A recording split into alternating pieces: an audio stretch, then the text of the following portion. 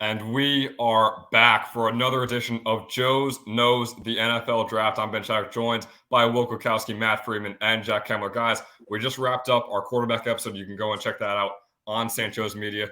There was a little bit of disparity. We had to do a little bit of figuring out for our consensus rankings for running backs, man. It was mayhem. I mean, you got the number one guy. I think everyone can guess who that is. But then 2 through 5, I mean, we were just going at it in our little group chat, trying to figure out where everyone should slot in. And I mean, honestly, you're going to see that starting off with 5. We couldn't even decide on if these one of these two guys should be eliminated from our top 5. So we're going to have another 5A, 5B situation. So I think we jump right into it. Our 5A running back, who Will and Matt want to vouch for, is Taj Spears, the running back out of Tulane. Will, I'll throw it to you first.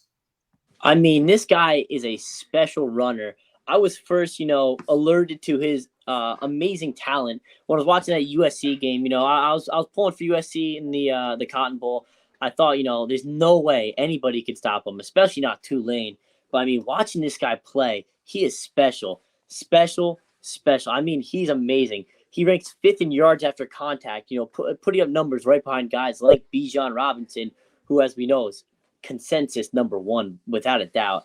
And his elusive rate is also off the charts, making guys miss 27% of his attempts. I mean, this guy's impossible to take down. Matt? Yeah, I think we need to – I'm not a huge numbers guy. I like to go by the film mostly. But 6.5 yards per carry is absolutely incredible, especially running behind a Tulane offensive line that isn't as good of an offensive line as Jamir Gibbs has at Alabama or Bijan Robinson at Texas. So he's using that weaker offensive line, still running for 6.5 yards per carry. It's absolutely phenomenal. And then actually out of the backfield in the receiving game, he's shown much improvement throughout his years. He's shown steady improvement from when he was a sophomore to junior to senior year. I think this guy is an absolute home run pick. He's being slept on way too much. I think anyone who winds up with Taj Spears in the 2nd, 3rd, 4th round is going to be extremely lucky. And another guy I got to ask you, Will, I'll throw it to you. I know you want to talk a little bit more on him, is kind of what are you expecting? Like when you draft this guy, what kind of role do you think he will play just throughout his rookie contract? Yeah, no, I mean, this guy has done it all at Tulane. He was a 3-down back for sure. And he actually does, pass block very well. And, he's a very, very talented receiver as well. I mean, this guy, once you get him in the open field, it is very difficult to tackle him. He doesn't have the Devon chain speed. He's not a track star, but it is difficult to get him on the ground. And really, he does it all. So, as a NFL GM, I'm looking at a guy who, you could slot him in as a guy who's, kind of almost ready to go. He runs between the tackles very well. And once he's in open space, not many guys in the league can bring him down. Yeah, and I think what's so unique about him is he's a guy that's being very overlooked, and he has that combination of speed and power. He can pass block, like Will said. I touched on it before. He can receive the ball out of the backfield, and then he has that ability in the open field to just toast defenders, and he can run in between the tackles with some power. He can really do it all, and I think that he is going way, way, way too low on a lot of people's draft boards. Yeah, and real quick, I do just want to make a comparison. Being a Colts fan, I don't think he has as much power, but looking back at Jonathan Taylor in college, he really kind of does. He's not afraid of contact, and he will run by guys, and it's really difficult to take him down.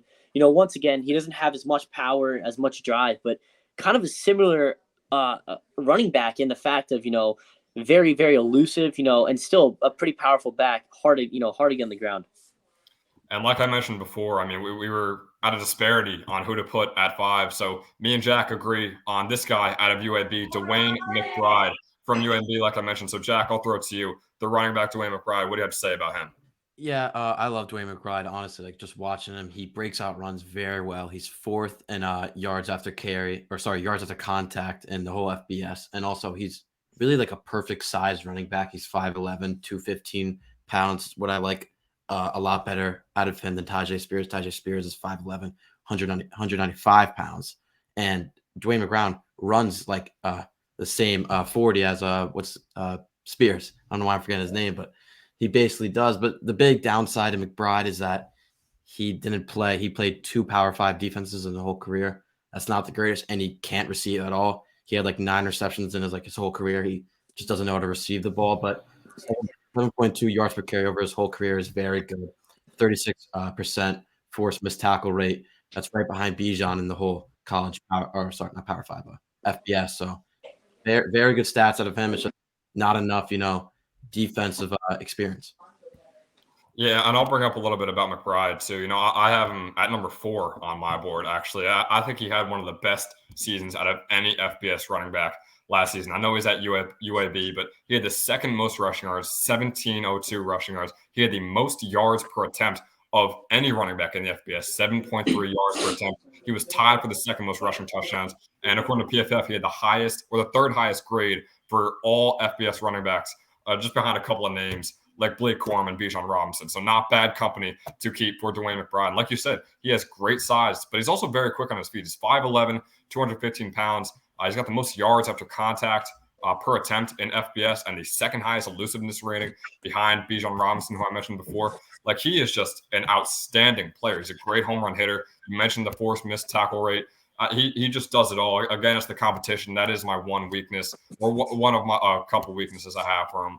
It's just he didn't play that many teams. He only played 2 total Power 5 teams. It was LSU and Georgia, which he played pretty solid against. But again, he just doesn't get those reps in those really high caliber defenses. And also, he doesn't bring a lot to the pass games. He only had 2 catches on 69 receiving snaps this past season for UAB. So if I had just one thing to mention about his game as a weakness, it would be to try and improve himself in the pass game. And then once again, that experience against the Power 5 elite defenses is really where he just goes a little bit wrong, and where I wish he could have gotten more reps so he could prove to more people that he is the running back that I believe he is. But we'll get into our number 4 guy. Now we're in our consensus rankings, no more A and B. We got Devonta, the running back out of Texas A&M. Will, I'll throw it to you. Yeah, I do want to start off by saying, a chain is just he is very, very speedy, and don't let the combine numbers just fool you. He's a little bit he's more than that. This guy could run with power, and it's hard to stop something moving that fast. He gets through the tackles in open field. I mean, he's very talented, but as an overall runner, not very talented in between the tackles. In the NFL, it's going to take him a long time, to develop into a legit running back. So as a guy that gets drafted, I would think, he would be more of, a guy you get loose in some like jet sweeps to start. But right away, I don't think he's, a great starting running back, but I do think he's got a lot of upside. Matt? Yeah, I think him being at the number 4 running back on this big board is fantastic. I think what you're going to get with him is a home run hitter. He's more of a role player, if you will. I think he's going to be able to add a spark to your offense, almost like how we see Raheem Mostert do on occasion, but he's not going to be an every down back. I do like that for his role. I think he could be fantastic at that role. He could have a long career in the NFL, and I'm a huge fan of his speed, his ability in the open field, and he does have very good ball carrier vision. So I'm a fan of a chain, but then again, I think his pass protection is really poor. He's a little bit frail for his frame. I'm not really seeing how he's going to be able to translate to the next level in pass blocking. He won't be that 3-down back, but in terms of a home run hitter and a guy who can complement a superstar, I think he's fantastic. Jack? Yeah, I totally agree. Like, the role player is probably the best thing you could say about him. I mean, he is one of the fastest running backs to come out of the draft. He's a 4.3 40, 10.1 100-meter dash. That is crazy. 5.6 yards per carry and 196 attempts last year. You could see that he doesn't get the workload like Tajay or McBride, but he's still very efficient on those. And his contact balance, when you watch him, when he gets hit, he can just jump off these hits so easily. He's so shifty, great on cuts. He's really just a very good role player, but the big weakness is he's very small, not the great size for NFL, and he can't really bounce outside on runs when he only takes really the B gap, never really the A gap or outside the tackles. And his pass protection is a serious problem. 9 pressures in 2022, very bad. So he's going to have to fix those up. Yeah, and for me, what Devonta brings to your offense when you draft him is just that speed. I mean, my God, that speed that he brings to the table for your offense. He was a track runner at Texas A&M and ran the 10th fastest 100-meter dash in Texas A&M history. He had a 4.32 40, which is the fourth fastest for any running back in combine history. But like we mentioned, he's more than just speed. He breaks tackles incredibly well. He had a 29% missed tackle ratio, which is the fifth most in the Power 5 since 2020. So like he's not just speed. He's not just a John Ross in a running back form. Like he can still break tackles, but like we mentioned, it's just that size and that height and even that weight that worry me. He's 5'8", 185, and oftentimes when he gets to that second and third level, he could just hit a wall against linebackers, against hard-hitting safeties, and that really worries me because he's able to find those holes, like Will mentioned before. But it's just when he does find those holes, you're going to have to deal with a linebacker. You're going to have to deal with a safety, and when he does, it doesn't work out as often as you would want him to. And also that size comes into play in the pass blocking game. I mean, you got edge rushers coming against him. You don't expect a ton from a running back, but he had a 27.7 grade last season. That was in the bottom 20 of all Power 5 running backs. So the pass blocking, if you can improve on it, that'd be great. But I think all of his weaknesses encompass just him being a tiny back. And if he can put on some size, obviously he can't grow his height, but if he could put on 10, 15 pounds of just pure muscle, I know that's easier said than done. But if he can do that, I think he'd be a really, really improved running back for whatever offense he is drafted to. We'll go on to our number 3 back. It's the running back out of UCLA, Zach Charbonnet. Matt.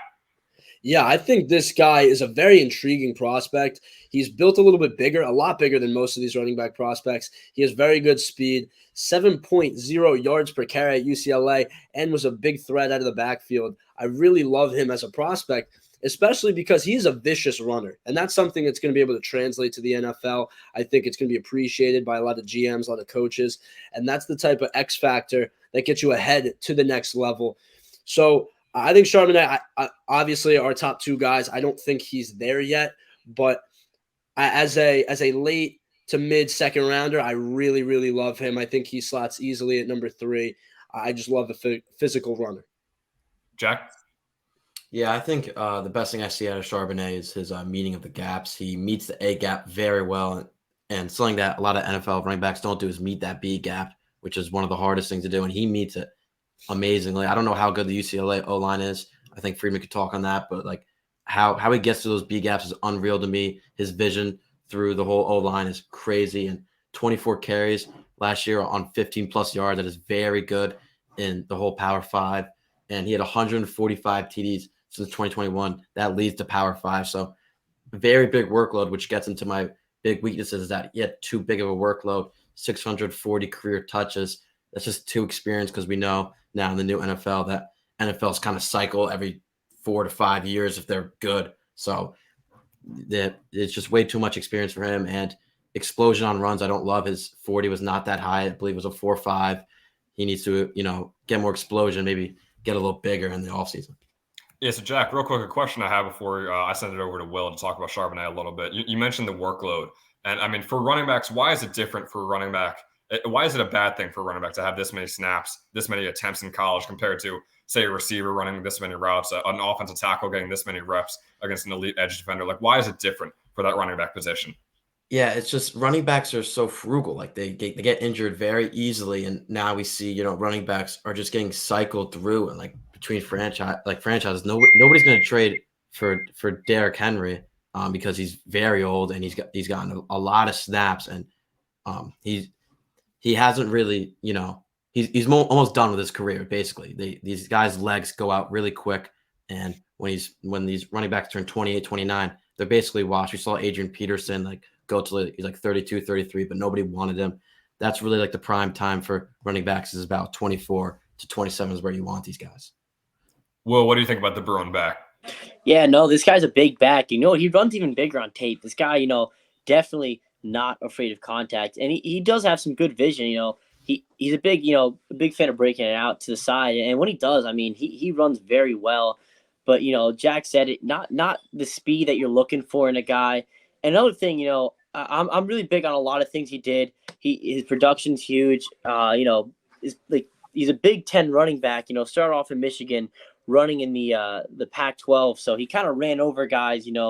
That the talent he learned in Michigan brought to the Pac-12 and had a heyday.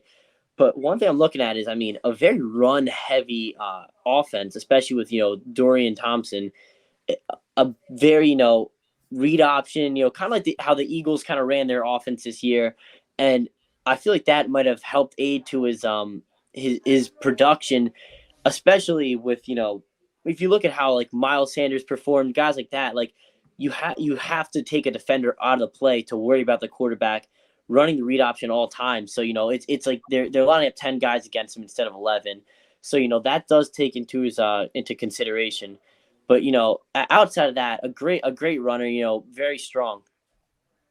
And I'll get a little bit into Charbonnet here.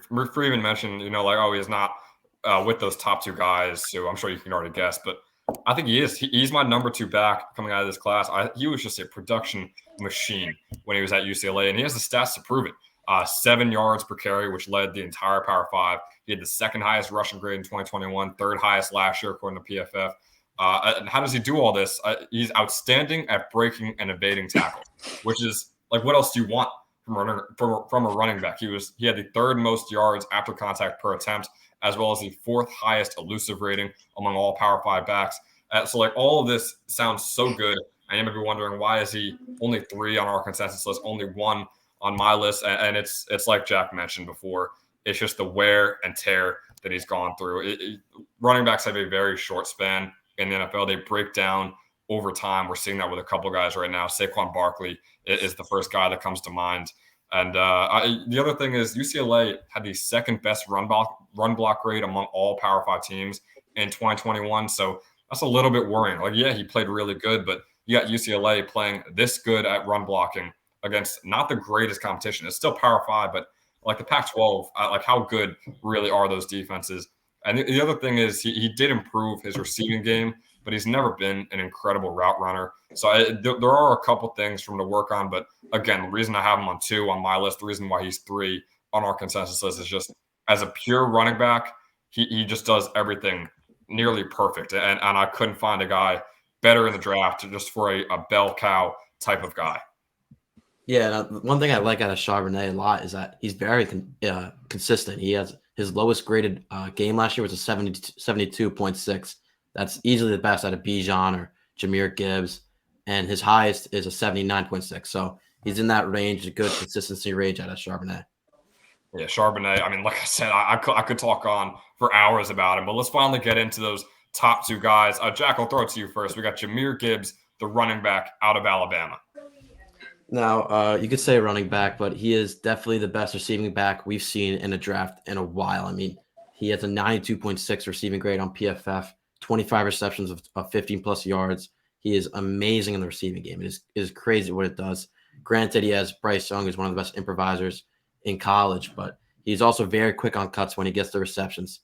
Now, when you get to, the running part, I just don't think he's actually a good running back. He reminds me of Austin Eckler, but we've seen Austin Eckler has done very well in the NFL, but I don't think you want that type of player. He hasn't really led them to success, and he, running back wise, is really average. He's not better than Charbonnet or any of these guys under him, so he really needs to improve on that, and he also really needs to improve on pass blocking, allowing a lot of pressures last year.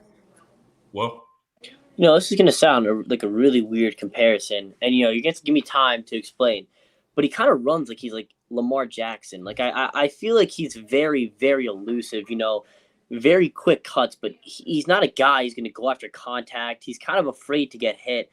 And I mean, Jack is right. He's really just a receiving back. I mean, Alabama, not a very talented wide receiving core. But like he definitely led their receiving attack. I mean, especially with a quarterback who improvised and dumped it off a lot. But this guy just isn't an amazing running back, but I think he could definitely develop into it. He's got some good speed, and he definitely, is a very, very elusive guy. Yeah, I really like Jamir Gibbs for multiple reasons. One being that he can really complement any part of anyone's game. He can be seen as that elusive back in the open field. He can run in between the tackles. Part of my problem with him, though, is, yes, Kemmler mentioned that he is one of the best receiving backs we have seen in a long time, but he cannot pass block. So when he's in the game as an NFL defensive coordinator, you can read it like a book, knowing that you can pick on him all night long to get to the quarterback. I just don't understand how you're going to use him in the NFL if he cannot be used in the pass protection game. yet he can receive passes. It seems like it's a one-way street, and he needs to be able to do both to be successful in the NFL. So I like him as a prospect in the open field, but he really needs to tighten up that pass blocking. And we mentioned it before. We talked about how good he is in receiving. I think he's the most versatile back in the class. I'm not saying like he's not a bad running back by any stretch of the imagination. I mean, he's on 2 on our list. He can't be bad at running the football at the running back position. But just to get into that receiving type of thing, I mean, like he had the 3rd most receiving yards by any Power 5 back. He had the 6th most yards per route. He's also an absolute speedster with incredible breakaway potential. He ran a 4.36 40, had the 8th highest breakaway run percentage this season. So like he could do some stuff in the running back game. And the Alabama running back, the run blocking for Alabama, I meant, was good, but it wasn't great. They were 18th in Power 5 according to PFF. So like yeah, it's Alabama, but it's SEC defenses with a not as good Alabama run blocking unit that we're used to. Like Derrick Henry had some really good run blocking units. There's other guys that went to Alabama had some really good run blocking units. Jamir Gibbs did not have that. That's kind of my case that I use for Bryce Young and why I love him because of the situation in Alabama last year. And the same goes for Jamir Gibbs as a strength to him because they were not the Alabama we're used to. And he also transferred in from Georgia Tech, and that Georgia Tech run blocking in 2021 was atrocious. I mean, it was horrendous. 60th out of all 65 Power 5 teams. And also, he was the highest graded the top 5 graded FBS running back in 2021 with the Yellow Jackets, had an 88.4, had a really, really high receiving grade in that year as well. So like he is very, very versatile. But the only thing for me is his size. And like Kemmler said, just him running the football. The size isn't too worrying. 5'11", 200 pounds isn't awful. Running the football, you wish he would be better. He's very versatile, but he's not a jack of all trades. He's, I don't know, a 4 of spades of all trades. I don't even know how that saying goes. He's not great. He's not great at everything. He's solid at running the football. He's great as a receiving back. But in the receiving game or in the pass game, he is a horrific pass blocker. And I hope when he's in the NFL, on those passing downs, he's used on routes and not blocking. But if he ever is using blocking, it is almost a guaranteed sack if he ever has to block for his quarterback. He had a 24.1 grade, which is the 19th worst in Power 5. So, man, I mean, in the pass game, I hope he's used on the receiving end. And the other thing, like Jack mentioned, like you guys also mentioned, is he's just got to try and improve just being a better running back. But other than that, I do really like him. I love his versatility coming out of Alabama. And now I think it is time to get into our number 1 running back, Bijan Robinson, out of Texas. I don't think there's any surprise here. He is the best running back, and it's not even close. I mean, just pure athleticism among so many other things that I'm just about to mention. He had the 2nd highest relative athletic score of all running backs in the class, standing at 6 foot 220. He ran the 6th fastest 40, the 3rd fastest 10-yard split, and had the 6th highest vert among all running backs at 6 foot 220 pounds. I got to reiterate that so many times. He was also the 2nd highest graded running back last year behind Blake Corum, who had a historic season. I won't even get into that right now. We'll save that for the draft show next year. He's also a missed tackle machine. He led the country in missed tackles. He had the 3rd highest yards after contact average in the country. He's also an elite receiver. He had the 6th highest receiving grade. I could just go on and on and on. Highest elusive rating according to PFF. I don't see anything wrong with him. I know running backs aren't valuable, but man, he will be a home run pick for a team that desperately needs a running back. I cannot wait to see what he does in the NFL. Will, I'll throw it to you next to talk a little bit about the Longhorn running back. Yeah, I mean, I started watching film on him the other day, and I stopped very shortly because there was just nothing about him that was bad. I mean, this guy is so talented. There's nothing I could say that will try to, change your mind on this guy. This guy just is the best running back. He's one of the best running backs we've seen in a while. I mean, this guy's NFL ready. He's everything. He's everything you want. There's like no surprise he's won, and he really is just so good. I mean, great vision. And he's a running back who also is not afraid to improvise. He gets the line of scrimmage, and there's not a hole. He kind of will bounce it to the outside. He kind of runs like he's like a very, very big and strong Le'Veon Bell. And it's just, the guy is just he is so talented. I mean, I can go on forever, but, I'm gonna let Matt talk more about him. Yeah, I think Chadwick summed it up beautifully. This guy's an absolute monster, right? He's got the speed, he's got the power, he has the vision. He can do it out of the backfield in the receiving game. He's pretty good at pass blocking. Chadwick summed it up. He's a home run pick. My only problem is he runs a little bit upright for the NFL standards. He was able to just destroy any sort of college talent pretty regularly, but it's not going to be that easy in the NFL, so he has to lower his pad level. But this guy's just a monster. He can do everything, and that's really all there is to it. Jack, you want to round out the appraisal for Bijan here? Yeah, I don't know if there's much more I could say, but I mean, the one thing I like a lot about him is that he could line up as a slot receiver or even out wide. I mean, it's crazy his size, how he works, and also his cuts. Like, it makes my jaw drop. It just goes up and down. Like, it's crazy, and like also, like, I mean, Chadwick talked about a lot, but 39% missed tackle rate is absolutely crazy. So, look, there's no weaknesses on him. Like, he's the best running back since Barkley. Like, these are my weaknesses. There's nothing there. So that's how good a running back Bijan Robinson is. That's all I got on him. Yeah, I mean, again, like, we can go on for hours just talking about Bijan Robinson. I don't think anyone brought up a weakness. Jack just showed you his entire sheet listed of all his weaknesses, and there was nothing on there. I didn't mention a weakness. Freeman mentioned a weakness. Freeman just had to be different, of course. But no, I think that's going to wrap it up for this episode. Like I said, we could keep talking about Bijan. I think we're going to spare our viewers the suffering there, but that's going to do it for Joe's Knows the NFL Draft. Our running back positional rankings, our top 5, kind of top 6. So for Will Kwiatkowski, Matt Freeman, and Jack Kemmler, I'm Ben Chowder. Thanks for watching.